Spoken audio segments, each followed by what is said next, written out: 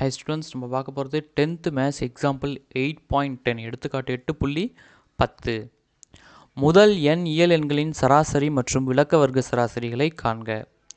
Find the mean and variance of the first n natural numbers.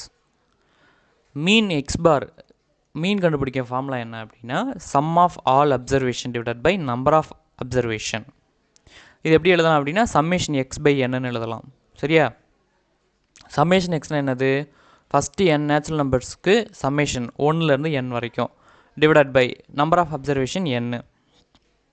இது தெரியும் நம்மளுக்கு formula 1 + 2 + 3 + etcetera. முதல் n இயல் எண்களின் கூடுதல் என்ன வரும்? n × n + 1/2. இங்கே ஆல்ரெடி இருக்க n இருக்குது. இப்போ இந்த எண்ணுக்கு இந்த எண்ணை கேன்சல் பண்ணி விட்டுலாமா? மிச்சம் என்ன வரும்? n + 1/2 மட்டும் இருக்கும். இதுதான் மீன், சராசரி. இப்போ அடுத்து வேரியன்ஸ் கண்டுபிடிக்கிறோம். வேரியன்ஸ் ஃபார்முலா என்னென்னா σx² n - σx/n whole square. இங்கே σx² அப்படிங்கிறது முதல் இயல் எண்களின் வர்க்கங்களின் கூடுதல்.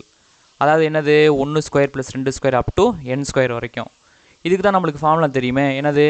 n × n + 1 × 2n + 1 divided by 6.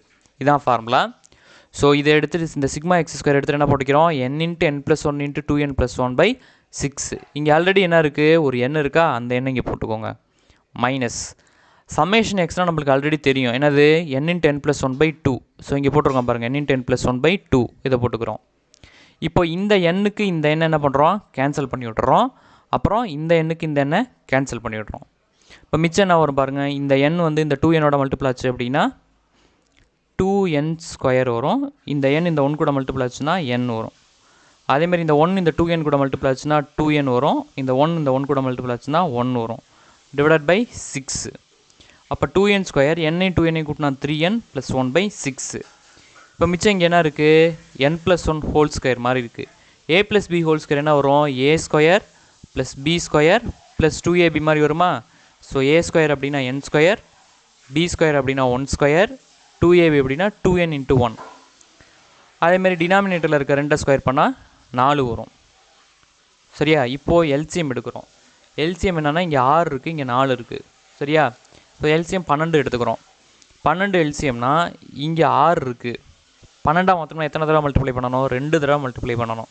அப்போ இதுக்கு நியூமரேட்டரில் இருக்கிற எல்லாத்தையும் என்ன பண்ணணும்? 2ஆல் மல்டிப்ளை பண்ணணும். ஸோ 2n² கூட 2 மல்டிப்ளை பண்ணால் 4n², 3n கூட 2 மல்டிப்ளை பண்ணால் 6n, 1 கூட 2 மல்டிப்ளை பண்ணால் 2. ஸோ இப்போ இங்கே என்ன இருக்குது? 4 இருக்குது. எல்சிஎம் வந்து 12. 4 12ஆக மாற்றணும்னா எத்தனை தடவை மல்டிப்ளை பண்ணணும்? 3 தடவை மல்டிப்ளை பண்ணணும். ஸோ இதோட நியூமரேட்டர்ஸ் என்ன பண்ணணும்? 3ஆல் மல்டிப்ளை பண்ணணும். இப்போ n² 3 மல்டிபிள் பண்ணால் 3n², 2n 3 மல்டிபிள் பண்ணால் 6n, 1 3 மல்டிப்ளை பண்ணால் 3. சரியா? இப்போ 4n² 3n² போச்சுன்னா n², இந்த ப்ளஸ் 6nக்கு மைனஸ் 6n கேன்சல் ஆகிடுச்சு. 2ல் 3 போனால் 1 -1. ஸோ இதுலேருந்து நம்மளுக்கு என்ன தெரியுது? வேரியன்ஸு n² - 1/12 அப்படின்னு தெரியுது.